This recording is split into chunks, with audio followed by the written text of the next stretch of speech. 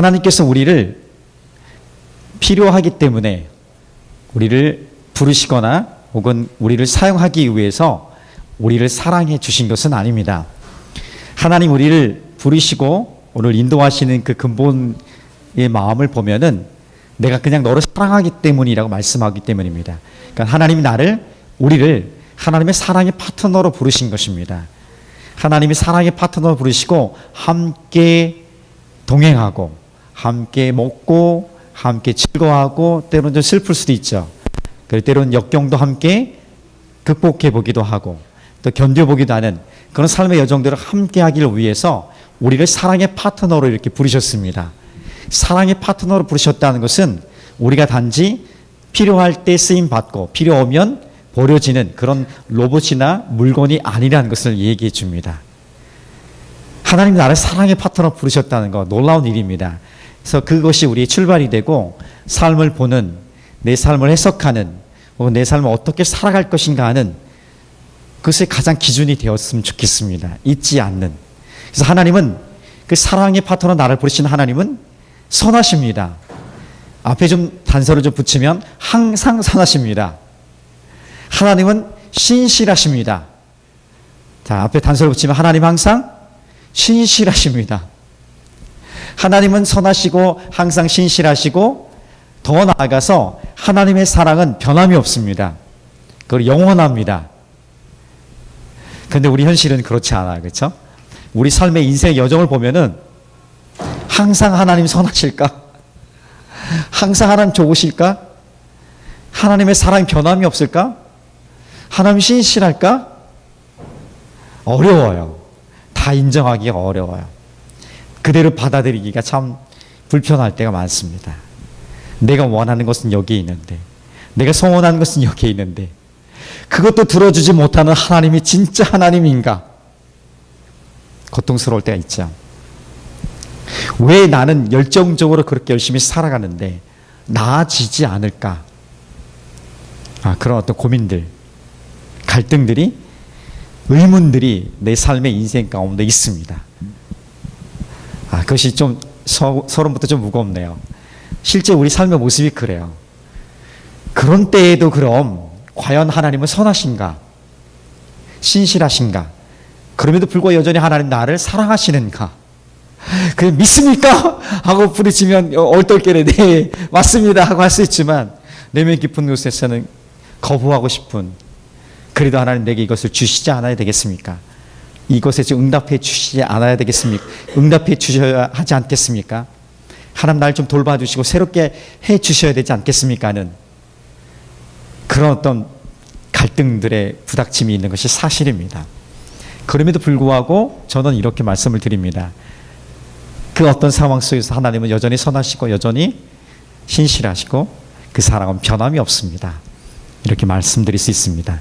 자, 그 증거를 제가 얘기해 드릴게요. 어떤 사람은 씨를 뿌립니다. 어떤 사람은 물을 줍니다. 그리고 어떤 사람은 열심히 땀 흘려 가꾸죠. 또 그 다음에 뭐가 있습니까? 열매를 거두게 됩니다. 그래서 우리가 원하는 것은 아주 이상적인 모델은 그거예요. 내가 원하는 대로 씨를 뿌려요. 씨를 뿌릴 때 열매에 대해서 기대하지 않고 나전 말던 그냥 뭐 어떻게 되겠지 하고 뿌리는 사람은 아무도 없습니다. 내가 하나님의 부르심을 받고 그 부름의 자리에서 열심히 살고자 원하는 그 마음의 중심이 있다면 그 중심에 기대하는 마음들, 하나님 내 인생의 풍성한 삶을 약속하셨는데 그 풍성한 삶에 대한 기대감들이 반드시 있습니다. 그 크기와 규모는 좀 차이가 있을 수 있지만 반드시 있어요. 그런 기대감을 가지고 열매를 맺을 것이라는 기대감을 가지고 뿌립니다. 그런데 내가 원하는 그 열매만큼 내가 기대했던 그만큼 얻지 못할 때가 있어요. 그럼 뭐지 이게? 내 인생은 실패한 것일까? 내 인생에 하나님의 사랑은 반쪽만 있는 것일까? 혹은요, 열매는커녕 씨를 뿌렸는데 열심히 가꾸다가 그냥 그렇게 끝나는 인생처럼 보일 때가 있는 거야. 내가 원했던 것은 원하는 자리에는 소유하고 싶은 것들, 위치는 내가 원하는 자녀들에 대한 모습들은 기대했던 목표들은 그것들은 이루어지지 않은 것처럼 보일 때가 있어요. 그러니까 세상으로 말하면 그 성공하지 못한 모습이 내 안에 비춰질 수 있습니다. 열매가 없는 것처럼 보여질 때가 있어요. 그럼 나는 인생이 실패한 것일까요? 뭐지? 과연 뭐지? 하는, 하나님이 살아계신가 하는, 하나님 정말 좋으신 하나님인가? 하나님이 정말 나에게 관심이 있는 것일까 하는 또 지난 질문, 의문들, 불안한 마음들이 몰려오게 되죠. 자, 그런데 한번 다 내려놓고 한번 봅시다. 우리 인생, 지금까지 온 인생을 말하는 거예요. 물론 우리 인생이 앞으로 갈 인생도 많습니다. 하나님이 우리를 부르실 때는, 각자를 부르실 때는 내가 좀 씨를 뿌리는 역할도 감당할 수 있고요. 어떤 사람, 내가 누군가 씨를 뿌렸는데 내가 물 주는 역할을 감당할 수 있어요. 어떤 사람은 그런 모든 역할보다도 내가 땀 흘려 열심히 가꾸는 그 일들을 할 때가 있어요. 또 어떤 사람은요, 아주 모두가 소망하는, 가서 거두는 역할, 추수하는 역할을 하는 사람이 있더라고요.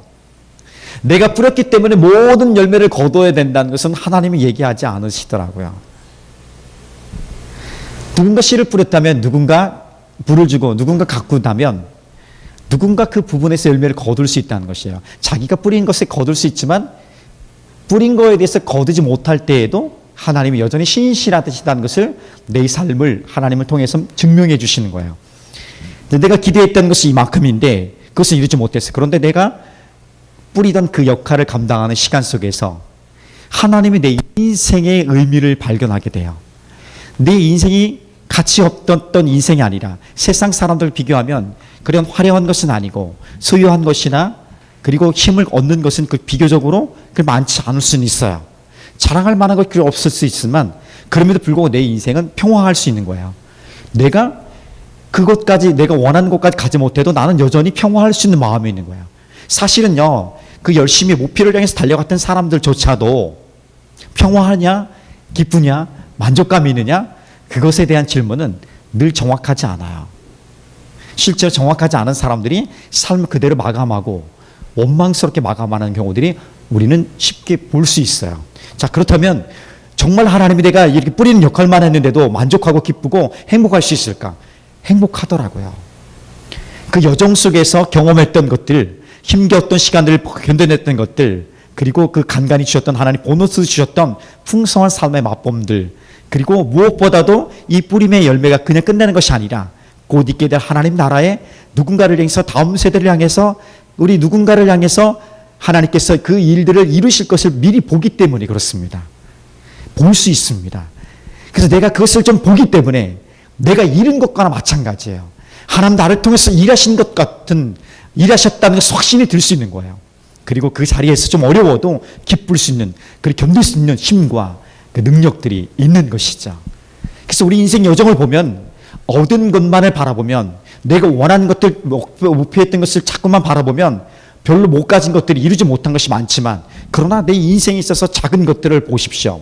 내 인생 여정들을 인도하셨던 하나님, 그 어려운 시간 가운데 절망하지 않고 지금도 여전히 살아가게 하신 하나님, 살아갈 뿐 아니라 뭔가 나눌 수 있는 삶으로 인도하신 하나님, 내 안에 풍요로운 삶의 모습들을 갖게 하신 하나님, 기쁨이 무엇인지를, 정말 평화가 무엇인지를 경험케 하신 하나님, 그 작은 것들을 모아보니까 이것은 어마어마한 큰 성공이라는 것을 볼 수 있는 것이에요. 지금부터 인생을 또 새롭게 살아갈 인생들이 많지만, 인생을 살아와 봤을 때, 우리 인생 여정들을 봤을 때에 그런 평가가 있는 것입니다. 그래서 하나님의 평가는 네가 여기까지 도달했느냐가 아니라 내 인생에 있어서 내 나름대로의 인생의 경주의 마지막 꼬린점이 있다는 것입니다. 그것은 각자 인생을 향한 하나님의 계획이 있다는 거예요. 그것을 완주하면 되는 거예요. 똑같이 100m 선 놓고서 1등, 2등, 3등 다스리 결정하는 것이 우리 인생을 향한 하나님의 계획이 아니라, 너는 내가 이렇게 계획했단 말이야. 그 인생의 계획과 목적을 찾아가면서 끝까지 완주하면서 살아가는 것. 그리고 그 완주했을 때에 하나님 나와 함께 하셨습니다. 오늘 다음 세대 설교 가운데 나타났던 하나님의 임재의 상징이었던, 하나님이 우리와 함께 하신다는 그 말씀의 상징이었던 언약궤처럼, 그렇게 그 앞에서 예배했던 것처럼 우리 삶이 하나님과 함께하는 삶이었습니다. 완벽해서가 아니라, 실수나 실패가 없어서가 아니라 그 모든 여정들을 인도하신 하나님이었습니다는, 그리고 지금도 여전히 하나님과 함께하고 있습니다는 이 믿음의 고백 때문에 나는 완주할 수 있고요, 그 안에서 기뻐할 수 있는 이유가 있는 것입니다. 자, 그러므로 우리가 아직은 살아갈 이유들이, 살아갈 그런 영역들이, 삶의 여백들이 있지만 그것들도 그렇게 바라보고 살아가는 것입니다. 자, 그러므로 하나님 나를 사랑하십니다. 사랑의 파트로 나를 부르셨습니다. 내가 이해하지 못할 때, 다 받아들이고 싶지 않을 때, 때로는 거부하고 싶을 때가 있어요. 차라리 모른 척하고, 하나님 모른 척하고 내 마음대로 내 유익것, 내 어떤 자극적인 것을 찾아서 가고 싶은 마음이 있을 수 있어요. 그러나 그때에도, 혹은 힘겨운 삶의 자리에 있을지라도, 그리고 무거운 것을 지고 가는 그 상황 속에서도 하나님은 선하십니다. 하나님은 항상 변함이 없으십니다. 신실하시고 그분의 사랑은 영원하십니다. 왜? 그분이 나를 사랑의 파트너로 부르셨기 때문에, 그분이 나와 함께 하길 원하기 때문에 이것은 변함없다는 이 사실을 내 삶에 적용해 보는 거예요. 내 삶을 지금 바라보는 거예요. 내 삶을 해석하는 거예요. 그리고 해석의 기준이 바로 하나님의 사랑이 되는 것입니다. 그렇게 하나님의 사랑을 가지고 해석하다 보면은 내가 좀 이해하지 못한 것들이 많을 수 있어요. 100%가 완벽하다면 10% 이해밖에 못했는데도 나머지 90%를 살아갈 수 있는 능력이 하나님의 위대한 사랑으로 말미암아 주어지는 것입니다. 아직 경험되지 않았던, 이해할 수 없는 것들에 대해서 좀 내려놓고 그것 부분에 대해서 정말 몸부림치면서 불평 원망하는 것이 아니라 그대로 하나님 손에 올려드리고 하나님 인도하여 주십시오. 그리고 내가 주님 그 길을 따라갑니다는 믿음의 소망을 가지고 믿음의 순종으로 따라갈 수 있는 길이 열려지게 되는 것입니다. 그 삶의 해석된 모습에 나타나는 믿음의 사람들이 걸어간 삶의 실제적인 모습인 거죠. 그러니까 하나님의 사랑이 내 삶을 바라보는 기준이 되어지고 해석하는 기준이 되어지고 어떻게 살 것인가 하는 기준이 되어진다면 적어도 우리는 변함없는 그 하나님의 사랑 안에서 안전하게 보호받으며 살아갈 수 있는 그런 인생을 살아가야 될 줄 믿습니다. 아멘. 그렇죠. 그만 힘들었으면 좋겠습니다. 저는 지난 여름인가요? 가을인가 그때쯤에 형제님의 고백에 내 마음이 굉장히 충격이었어. 그 마음이 이해됐기 때문에 그래. 괜찮아요. 제가 보면 한 사람 한 사람의 모든 사연들이 다 있다는 것입니다. 그럼에도 불구하고 그 모든 사연을 하나님이 관심을 가지시고 함께 하니까, 그리고 그 사연 모든 사연이 주님이 이미 다 경험하신 거예요. 그래서 그분이 내가 도와줄게 이렇게 하는 거예요. 내가 너와 함께 할게. 말만 하는 게 아니야. 그냥 서비스 차원에서 입술로 좋은 말만 하는 것이 아니라 함께 가자. 같이 걸어가는 거예요. 그런 복된 인생이 우리 가운데 일어나기를 축복합니다. 그래서 오늘은 이런 하나님의 사랑에 충성하게 좀, 하나님의 사랑에 좀 반응하는 충성된 삶을 좀 기대하면서 어떻게 하면 이렇게 하나님의 사랑에 충성하며 살아갈 수 있을까? 사랑의 세 가지 법칙을 간단하게 살펴보도록 하겠습니다. 사실 이것은 남녀들, 청년들, 부부들에게 하면 가슴 설레이고 정말, 그런데 아직은 대상이 전부 다 그렇지 않으니까 오늘은 아주 포괄적인 개념에서 이것을 함께 나누기를 원합니다. 첫 번째, 한번 따라봅시다. 짝꿍의 법칙. 짝꿍의 법칙. 저 짝꿍이 없는데요. 그 문제가 아니에요. 좀 제가 그래서 크게 확대해서 본다고 하지 않습니까? 짝꿍. 오늘 짝꿍의 개념을 잘 봐야 될 필요가 있습니다. 자, 20절 말씀을 같이 한번 읽어보겠습니다. 시작. 아담이 모든 가축과 공중의 새와 들의 모든 짐승에게 이름을 주니라. 아담이 돕는 배필이 없으므로. 자, 돕는 배필이 없으므로. 돕는 배필, 여기서 돕는 배필이 받고 바로 짝꿍입니다. 짝꿍. 첫 번째 의미하는 것은 여자인 하와를 의미할 수 있고, 좀 더 나아가면 짝꿍은요, 돕는 배필이라는 의미를 갖고 있기 때문에 누군가 나를 돕는 사람, 누군가 나를 도와주는 사람, 반대로 내가 누군가를 돕고 섬기는 사람이 된다면 나는 그의 짝꿍이 될 수 있고 그는 나의 짝꿍이 될 수 있는 것입니다. 그렇게 우리가 개념을 가지고 가봅시다. 자, 그러니까 하나님 여자를 만들었을 때 돕는 배필 짝꿍으로 만드신 거예요. 그러다 보니까 굉장히 남자보다 낮은, 상대적으로 낮은 존재가 아닌가 하는 착각을 할 때가 있습니다.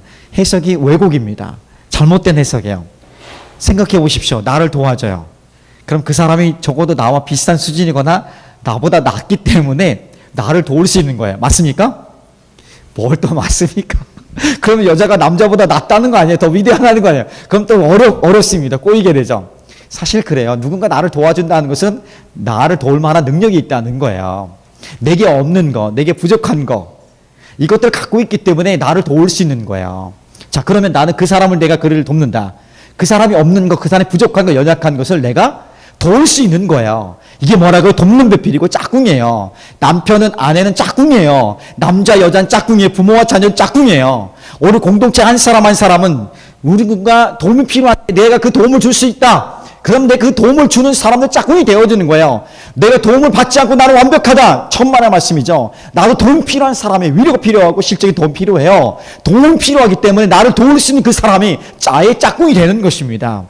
그렇게 갔으면 좋겠습니다. 그것이 감정적이든 실적인 필요든 영적인 영역이든 간에 우리 이것을 다 더불어서 떼어낼 수가 없습니다. 나는 이 감정적인 것만 필요해. 그렇지 않습니다. 실제적인 물리적인 물질적인 감정적 영적인 것들은 함께 어우러져 있기 때문에 어느 것 하나가 좀 부족하면 힘듭니다. 마음이 어려우면 몸이 힘들고요. 몸이 힘들면 마음이 어렵습니다. 하나님과 관계가 불편하면 사람들과 관계가 불편하고 사람들과 관계가 불편하면요. 하나님과의 관계도 어색하게 되는 거예요. 뗄 수 없는 거예요. 그러니까는 우리가 안 그런 척하고 이렇게 나와 있는 거지 하나님 보시기에는 야 그거 좀 일관성 있게 하면 안 되겠니 너? 내가 헷갈리지 않니? 이렇게 하나님 질문하고 있는 것이에요. 누가요? 하나님 우리를 보시는 모든 모습이 그렇습니다. 짝꿍은 돕는 배필이에요. 자, 그러면 내가 오늘 누군가를 도울 수 있다면 나는 그 사람의 짝꿍이 되기를 소망할 수 있어요. 그렇게 좀 나아갔으면 좋겠어요. 그리고 누군가 나를 돕는다면, 도와준다면, 내 부족함을 도와준다면 나는 기꺼이 겸손히 받을 수 있었으면 좋겠어요. 마음을 열었으면 좋겠어요. 마음을 열고 나의 짝꿍이 되십시오. 이렇게 함께 걸어갔으면 좋겠습니다. 이것이 바로 하나님의 사랑에 충성된 모습으로 반응하는 사랑의 원칙의 첫 번째 법칙입니다. 짝꿍이 돼야 돼요. 돕는 사람이 되든 도움을 받는 사람이 되든 나는 어떤 모습이든지 혼자가 아니라 짝꿍이다. 이것을 기억할 필요가 있다는 사실입니다. 자, 여자를 어떻게 만드셨죠? 하나님께서 남자를 재우시죠. 아담을 재우십니다. 아담을 재우세요. 아담을 재우고 아담의 갈빗대를 하나 뺍니다. 그래서 제가 찾아봤어요. 남자의 갈빗대가 여자 줘가지고 하나 부족할까? 그건 또 과학적으로 또 아니래요. 또 어디 생겼나 봅니다.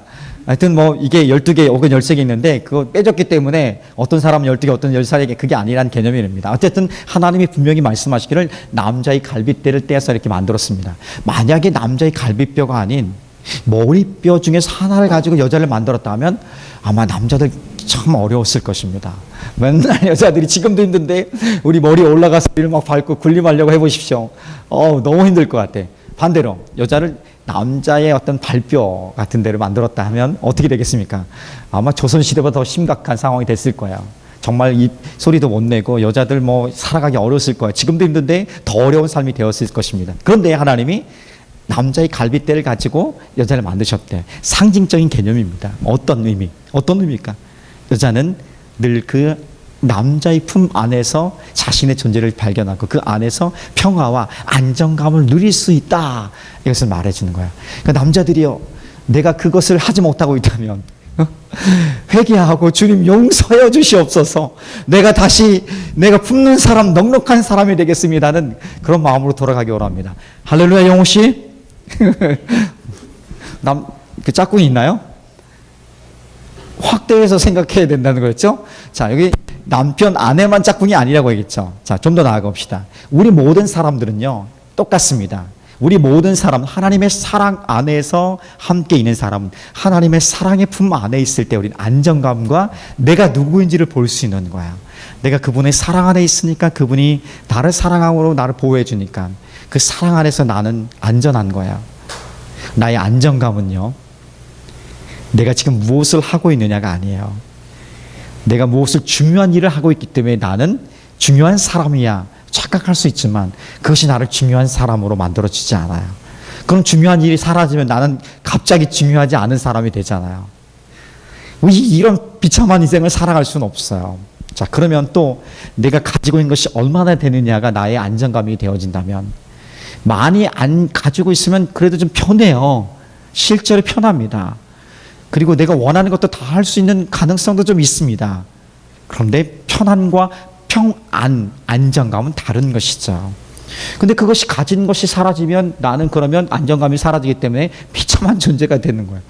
하나님이 우리를 그렇게 만드시지 않았다는데 우리의 인생은 심지어 예수를 잘 믿고 믿음이 좋다고 하는 우리조차도, 누군가조차도 이것에 올인하고 있는 거예요. 그런데 내가 이것을 잠시 내려놓고 내 안정감이 어디로부터 올까? 내가 어떨 때 정말 평화할까? 내가 어떨 때 정말 행복할까? 보니까 하나님의 사랑의 품 안에 있을 때였어요. 그분이 나를 위로하시고 괜찮아. 내가 너와 함께하기 때문에 너의 모든 형편을 알기 때문에 너는 나의 사랑하는 존재야. 내가 너를 끝까지 보호하고 지킬 거야. 그 어떤 것도 너로 내 사랑 안에서 너를 끊을 자가 없어. 힘들지? 어려웠지? 괜찮아. 조금 더 견뎌보자. 아니 잠깐 멈췄다가 가자. 이렇게 늘 말씀하시는 하나님의 사랑이죠. 그 사랑 안에 있으니까 내가 누구인지에 대해서 자신감을 갖게 되는 거예요. 당당할 수 있는 거예요.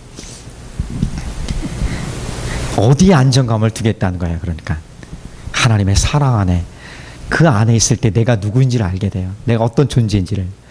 예수님께서 십자가에 죽으시기까지 가치 있는 존재였구나.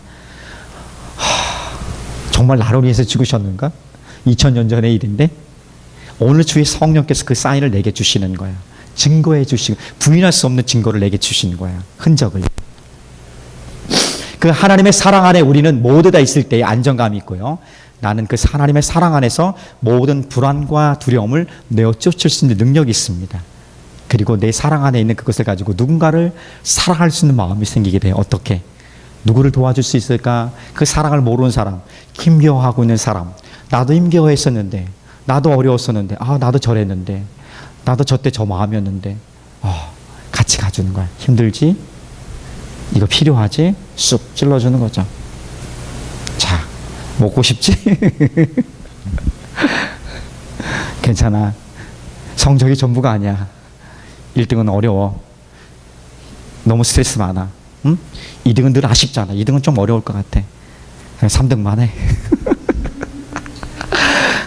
물론 저희 농담이라는 사실 아니에요. 성경적인 건 아니에요. 이건요. 이거 의미 없는 거니까. 힘들지 괜찮아. 다음 게 또 있을 거야. 뭐 이렇게 계속 위로할 수 있는 것이죠. 그 마음이 있는 거죠. 건축사 시험이 다음 연말에 하나 더 있다 그랬죠. 공부를 할 수 있었으면 좋겠습니다. 파이팅. 자, 하나님이 우리에게 그런 은혜를 주어주시기 때문에 내 짝꿍은 누굽니까? 그러면 오늘 내 안에 있는 짝꿍은 누굽니까? 나의 짝꿍은 누굽니까? 이런 것이죠. 오늘 내가 부족한데 이 부족함을 채워줄 수 있는 그 사람이 나의 짝꿍이고, 내가 누군가의 부족함을 채워줄 수 있다면 나는 그 사람의 부족함을 채워줄 수 있는 짝꿍이 되는 것입니다. 그 짝꿍을 만나기를 축복합니다. 그 짝꿍이 되어지길 축복합니다. 그것이 우리 가족 안에서, 우리 부부 안에서, 그리고 제자 공동체 안에서, 여러분이 살아가는 삶의 자리인 직장, 일터에서, 학교에서 그렇게 만들어 가십시오. 그런 하나님 내 인생이 그것을 통해서 내가 세상의 빛과 소금이라고 말씀하셨던 나의 삶의 정체성을 통해서 드러나게 돼요. 그러면 그것이 자연스럽게 하나님의 영광을 나타내는 거예요. 내가 짝꿍의 역할만 잘해도, 짝꿍의 법칙을 잘 지키기만 해도 하나님의 영광이 나타난다? 예스, 나타납니다. 그 은혜가 우리 가운데 가득하길 주님의 이름으로 축복합니다. 자, 두 번째 법칙입니다. 두 번째 법칙도 한번 따라해 봅시다. 고백의 법칙입니다. 자, 고백. 주님 앞에도 고백하고 사람 앞에서도 고백해야 돼요. 주님, 제가 용서를 구합니다. 잘못했습니다. 용서해 주십시오. 그렇게 구했다면 사람 앞에서도 미안해, 진심으로 용서를 구할게. 이렇게 할 필요가 있는 것이죠. 반드시 해야 돼요. 내 마음 알지?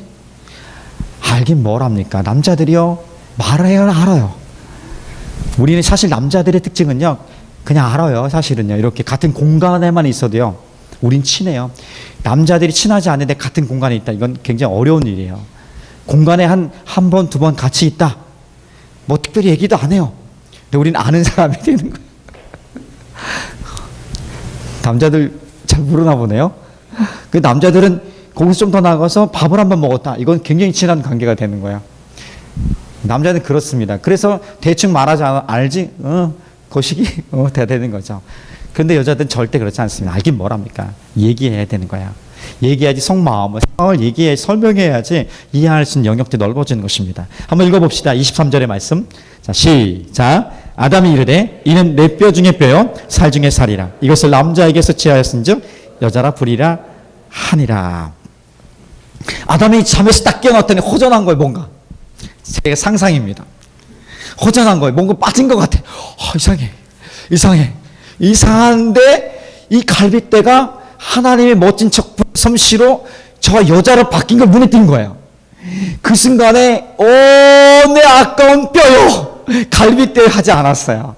그 그 순간에 하나님이 그렇게 바꾸신 놀라운 솜씨에 감격하고 감탄해서 이는 내 뼈 중에 뼈요 살 중에 살이라 이렇게 감동하며 고백했던 것입니다. 역사상 최고의 사랑의 고백은 여기 있습니다. 딴 데 하지 마십시오. 누군가 여러분 보통 소위 말하는 작업? 비슷한 작업을 할 때 이것을 갖고 해도 괜찮아요. 자, 당신 나의 뼈 중에 뼈요 살 중에 살입니다. 잘해야 돼요. 근데 이 고백을 당신은 나의 뼈 중에 잡뼈요 나의 살 중에 군살입니다 하면 그 질로 끝나는 것이에요. 근데 남자들이 그렇게 하는 사람이 굉장히 또 많아요. 처음에는 그 뼈 중에 뼈고 살 중에 살이었는데 점점 가면서 어이구 하면서 괜히 불평하고 어려운 경우들 많습니다. 그 이유가 대부분 말하지 않아서 그래요. 고백하지 않아서 그런 거예요. 사랑은 고백해야 합니다. 남자가 여자가 서로에게 고백하는 것처럼 부모가 자녀에게, 자녀가 부모에게 고백해야 되는 거예요. 그리고 친구가 친구에게 고백할 수 있어야 돼요. 고백해야 돼요. 고백하지 않으면 안 되는 거예요. 그래서 여러분 선생님과 제자가 있으면 사랑한다 고백하고 안아주고 고백해야 돼요. 여러분 사실 사랑 불편해도요, 사랑한다고 안아주고 고백하잖아요. 그러면 녹아져요. 이게 감정이 정리가 조금씩 빨라져요. 그렇게 좀 빨라졌으면 좋겠습니다. 그런 은혜가 좀 우리 안에 좀 가득하게 흘러와서 고백이 익숙한 고백이 우리 삶을 좀 풍요롭게 만들어가기를 축복합니다. 나는 그렇게 고백이나 표현을 잘 못해요. 저가 대표적인 사람이었습니다. 저거 하는 거 보면 누구나 가능하다는 것을 알 수 있습니다. 저를 여러분 잘 모르시지만 제가 그렇게 잘 못하는 사람이었어요. 제 옆에 가까이 있는 것도 싫어했어요. 제 몸에 손을 댄다? 굉장히 불편했어요. 그래서 저는 굉장히 이기적인 사람이었어요. 아주 개인적인 것을 지나쳐서 이기적인 사람이, 아주 표현도 못하고 이 스킨십도 못하는 사람이 너무 지금 익숙해져 있어요. 그런 걸 보면 누구나 할 수 있다. 어떻게 하면요? 입을 열어서 연습하면, 마음을 열어서 표현하면 돼요. 표현하고 연습하면 누구나 할 수 있는 거예요. 그 사랑이 우리를 감동하여 주실 줄 믿습니다. 그래서 예배 끝나면 안아주시고요, 격려해 주시고요. 우리 아이들 보면, 다음 세대를 보면 그렇게 격려해 주시고 안아주시고 이렇게 했으면 좋겠습니다. 꼭이요. 우리 자녀들은 하루에 적어도 30번씩은 안아줘야지 엄마가 나를 사랑한다는 거 알 수 있어요. 왜? 엄마의 잔소리가 그보다 넘치기 때문에 적어도 30번 정도 안아줘야지 엄마가 잔소리를 하지만 그래 나를 여전히 사랑하고 있구나 하는 마음에 확신을 가질 수 있다는 사실을 기억하십시오. 적어도 제가 하나 팁을 알려드리면 5대1 법칙 한번 따라. 5대1 법칙 너무나 유명한 심리학 법칙이에요. 내가 한 번에 어려운 얘기할 때 있어요. 고치길 원하는 거, 잔소리하고 싶은 거, 책망하고 싶은 것이 있어요. 불편한 얘기를 할 때가 있어요. 이것이 좀 어렵지 않은, 이렇게 불편한 얘기할 때. 사람이 불편한 얘기를 좋아하는 사람은 아무도 없어요. 그 누구도 없어요. 근데 불편한 얘기를 해야 될 때가 있지 않습니까? 그럼 어떻게 해야 돼요? 먼저 불편한 얘기를 받아들일 수 있는 쿠션을 상대가 가질 수 있도록 쿠션을 만들어줘야 돼요. 그것이 쿠션이 없으면 불편한 얘기 딱 들어오면 맞아도요, 그것이 맞은 것 같아도 인정하고 싶지 않아요. 그래 맞아 하고 변화되지도 않아요. 그때 당신은 새로운 어떤 잠시 위기를 모면하게 했었지만 변화는 일어나지 않아요. 쿠션이 있으면 내 깊은 곳에 확 닿지 않고, 쿠션이 있으면 적어도 쿠션이 막아주면서 맞아, 맞습니다. 네, 내가 다음부터 조심하겠습니다. 그렇게 할게요. 그렇게 하겠습니다는 변화의 자리로 나아가신 기회가 열어져요. 그럼 그 쿠션을 만들 수 있는 것이 뭐냐면 5의 5. 한 번에 불편한 얘기를 하기 위해서는 5번의 인정과 칭찬과 같은 좋은 긍정적인 언어들로, 긍정적인 메시지들로 미리 깔아놔야 되는 것입니다. 꼭 기억하십시오. 꼭 기억해야 돼요. 이 관계예요. 관계의 그런 여백의 쿠션을 가지지 않고, 그런 가지지 않은 상태에서 맞다고 옳다고 얘기한다고 그게 사람을 변화시키거나 그것이 이끌어지는 것은 아닙니다. 중요한 것은 먼저 관계를 잘 만들어가고 좋은 언어도, 칭찬 언어들, 그런 인정의 마음들을 계속 쌓아갈 때에 한마디를 할 때 그것이 사람을 변화시킬 수 있는 가능성들이 굉장히 높아진다. 이것이 원리입니다. 꼭 기억하십시오. 무엇을 통해서? 고백하고 표현하는 연습을 합니다. 그래서 두 번째 법칙이 고백의 법칙입니다. 자, 마지막 간단히, 자, 만남의 법칙 한번 따라해봅시다. 만남의 법칙입니다. 아름다운 사랑, 아름다운 관계를 위해서는 만남의 법칙을 잘 이해할 필요가 있습니다. 오늘 말씀 25절입니다. 자, 읽어볼까요? 시작. 아담과 그 아내 두 사람이 벌거벗었으나 부끄러워하지 아니하니라. 벌거벗어서 부끄러워하지 않는다. 이것은 이렇게 할 거 아니라 이것에 담긴 의미가 있는 거예요. 그런 건 단지 육체적인 어떤 모습만 얘기하는 것이 아니라 감정적인 영역, 관계적인 영역, 우리 영적인 영역까지도 함께 포함하고 있는 것을 얘기합니다. 자, 그래서 벌거벗어는 부끄럽지 않다. 이게 뭐냐면 정직함이에요. 투명함이에요. 모든 관계에 있어 신뢰는 굉장히 중요해요. 어떤 매력을 느끼지 않습니까? 매력을. 사람에게 대해서 매력을 느끼는데 그 매력이 끝까지 개발되어지고 지속되기 원한다면 신뢰가 가장 중요합니다. 내가 이 사람을 대한 신뢰가 깨어지는 순간 매력은 금이 가게 되고 매력은 사라지게 돼요. 우리의 관계를, 결혼 생활을 혹은 우리 공동체 안에서 어떤 모습을 계속해서 풍요롭게 만들어가기 원한다면 이 두 가지는 꼭 기억해야 돼요. 매력이 있어야 돼요. 내가 좀 끌림이 있어야지 어떤 것을 소속하고 싶고 어떤 것을 만들어가고 싶지 않습니까? 매력이 있어야 되고 그 매력을 계속해서 성장하도록 만드는 것은 신뢰라는 것입니다. 근데 그 신뢰는 오늘 이 벌거벗으나 부끄러워하지 아니하더라. 투명성에서 정직함에서 나오는 거야. 그 남자들이요, 자매들이요, 정직하지. 자매들은 보통 편견이죠 또. 자매들이요, 형제들이요, 다 모두가 다 정직할 필요가 있습니다. 정직하게 고백할수록, 정직하게 인정할수록 우리는 더 깊은 신뢰로 더욱더 매력적인 관계를 만들어갈 수 있습니다. 또 하나의 의미가 있습니다. 당당하라는 거, 당당하라. 당당하라는 것입니다. 약점이 없는 사람 누가 있습니까? 부끄러움 없는 사람 누가 있습니까? 상처가 없는 사람이 어디 있겠습니까? 그럼에도 불구하고 우리는 당당하게 섭니다. 왜? 하나님이 우리를 다 그 모든 연약함과 약점과 부끄러운 모든 죄악까지도 다 용서하셨기 때문에, 그리고 있는 그대의 모습으로 내가 너를 바라보노라.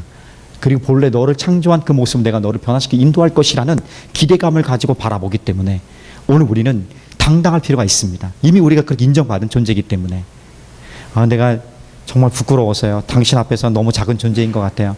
그 위대한 것을 감당할 수 없을 것 같아요. 누가요? 천만에요. 우리가 비교하라고 주신 얼굴이 아니에요. 하나님이 우리에게 주신 얼굴은요, 서로 다르다는 것을 구분하기 위해서 주신 것이지 서로 비교해서 우위를 가리라고 주신 것은 아닙니다. 맞습니까? 맞아요? 정말 그래요. 정말 그렇습니다. 정말 그것을 염두에 둔다면 우리가 당당할 필요가 있고요. 자신감 있게 갈 필요가 있습니다. 하나님 우리를 그렇게 만들어가기를 주님의 이름으로 축복합니다. 네. 자, 마지막 이제 정리를 해보는데, 자, 이렇게 세 가지 짝꿍의 법칙으로 내가 누구를 돕거나 섬기거나 혹은 누가 나를 돕거나 섬기는 그 짝꿍의 법칙, 내가 사랑의 표현을 하고 용서하는 표현을 고백하는 것들, 그리고 정직과 그리고 투명함으로, 더 나아가서 당당함으로 이렇게 만남의 법칙을 만들어가는, 하고 싶은데 내가 그럴 힘이 없습니다. 그런 마음 상태가 아니에요. 감정의 상태 그렇지 않습니다. 어떻게 하면 좋겠습니까?